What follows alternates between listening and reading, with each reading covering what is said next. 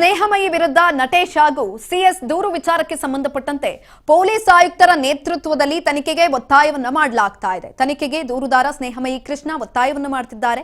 ಬೆಂಗಳೂರು ನಗರ police ಆಯುಕ್ತರಿಗೆ ಪತ್ರವನ್ನ ಕೂಡ ಬರೆಯಲಾಗಿದೆ. ಸ್ನೇಹಮಯಿ ವಿರುದ್ಧ ನಟೇಶ್ ಹಾಗೂ ಸಿಎಸ್ ದೂರು ವಿಚಾರಕ್ಕೆ ಸಂಬಂಧಪಟ್ಟಂತೆ ಪೊಲೀಸ್ ಆಯುಕ್ತರ ನೇತೃತ್ವದಲ್ಲಿ ತನಿಖೆಗೆ ಒತ್ತಾಯವನ್ನ ಮಾಡಲಾಗ್ತಾ ಇದೆ. ತನಿಖೆಗೆ ದೂರುದಾರ ಸ್ನೇಹಮಯಿ ಕೃಷ್ಣ ಒತ್ತಾಯವನ್ನ ಮಾಡುತ್ತಿದ್ದಾರೆ. ಬೆಂಗಳೂರು ನಗರ ಪೊಲೀಸ್ ಆಯುಕ್ತರಿಗೆ ಈ ಕುರಿತಾಗಿ ಪತ್ರವನ್ನ ಕೂಡ ಬರೆದಿದ್ದಾರೆ ಸ್ನೇಹಮಯಿ ಕೃಷ್ಣ. ಪತ್ರವನ್ನ ಬರೆಯುವ ಮುಖಾಂತರ ಒತ್ತಾಯವನ್ನ ಮಾಡ್ತಿರುವಂತದ್ದು ತನಿಖೆಗೆ. ಸೀಮಂತ್ ಕುಮಾರ್ಗೆ ಸ್ನೇಹಮಯಿ ಕೃಷ್ಣ ಪತ್ರವನ್ನ ಬರೆದಿದ್ದಾರೆ. ವಿಧಾನಸೌಧ ಠಾಣೆಯಲ್ಲಿ ಕೇಸ್ ಕೂಡ ದಾಖಲಾಗಿದೆ. ಉನ್ನತ ಮಟ್ಟದ ತನಿಖೆ ನಡೆಸುವಂತೆ ಒತ್ತಾಯವನ್ನ ಮಾಡ್ತಿದ್ದಾರೆ ಸ್ನೇಹಮಯಿ ಕೃಷ್ಣ. ನಿಜವಾದ ಆರೋಪಿಗಳ ವಿರುದ್ಧ ಕ್ರಮ ಆಗಬೇಕು ಅಂತ ಒತ್ತಾಯಿಸ್ತಾ ಇದ್ದಾರೆ. ಪತ್ರ ಬರೆಯುವ ಮುಖಾಂತರ ಒತ್ತಾಯವನ್ನ ಮಾಡ್ತಾ ಇರುವಂತದ್ದು. ಜನರಿಗೆ ಸತ್ಯಾಂಶ ತಿಳಿಬೇಕು ಅಂತ ಸ್ನೇಹಮಯಿ ಕೃಷ್ಣ ಈ ಸಂದರ್ಭದಲ್ಲಿ ಮನವಿಯನ್ನ ಕೂಡ ಮಾಡಿಕೊಂಡಿದ್ದಾರೆ.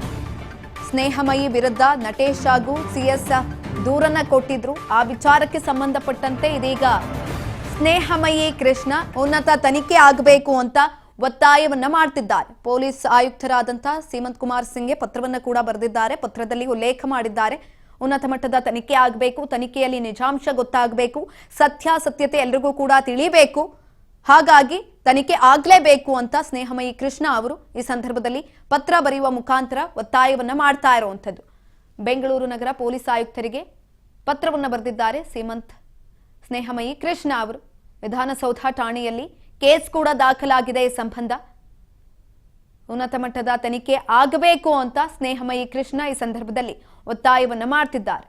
ನಿಜವಾದ ಆರೋಪಿಗಳು ಯಾರು ಅವ್ರು ಗೊತ್ತಾಗಬೇಕು, ಅವರ ವಿರುದ್ಧ ಕ್ರಮ ಆಗಬೇಕು, ಸತ್ಯಾಸತ್ಯತೆ ಎಲ್ರಿಗೂ ಕೂಡ ಗೊತ್ತಾಗಬೇಕು. ಆರೋಪಿಗಳು ಅಪರಾಧಿಗಳು ಯಾರಿದ್ದಾರೆ ನಿಜವಾಗಿಯೂ ಕೂಡ ಅವರ ವಿರುದ್ಧ ಕ್ರಮ ಆಗಬೇಕು, ಅವರಿಗೆ ಶಿಕ್ಷೆ ಆಗಬೇಕು. ಹಾಗಾಗಿ ಉನ್ನತ ಮಟ್ಟದ ತನಿಖೆ ಆಗಬೇಕು ಅಂತ ಸ್ನೇಹಮಯಿ ಕೃಷ್ಣ ಈ ಸಂದರ್ಭದಲ್ಲಿ ಒತ್ತಾಯವನ್ನ ಮಾಡ್ತಾ ಇರುವಂತದ್ದು. ಬೆಂಗಳೂರು ನಗರ ಪೊಲೀಸ್ ಆಯುಕ್ತರಾದಂತಹ ಸೀಮಂತ್ ಕುಮಾರ್ ಸಿಂಗ್ಗೆ ಪತ್ರವನ್ನ ಕೂಡ ಬರೆದಿದ್ದಾರೆ ಸ್ನೇಹಮಯಿ ಕೃಷ್ಣ ಅವರು. ಪತ್ರ ಬರೆಯುವ ಮುಖಾಂತರ ಒತ್ತಾಯವನ್ನ ಮಾಡಿರುವಂತದ್ದು. ವಿಧಾನಸೌಧ ಠಾಣೆಯಲ್ಲಿ ಕೇಸ್ ಕೂಡ ದಾಖಲಾಗಿದೆ. ಉನ್ನತ ಮಟ್ಟದ ತನಿಖೆ ನಡೆಸುವಂತೆ ಸ್ನೇಹಮಯಿ ಕೃಷ್ಣ ಅವರು ಇದೀಗ ಒತ್ತಾಯವನ್ನ ಮಾಡ್ತಿದ್ದಾರೆ.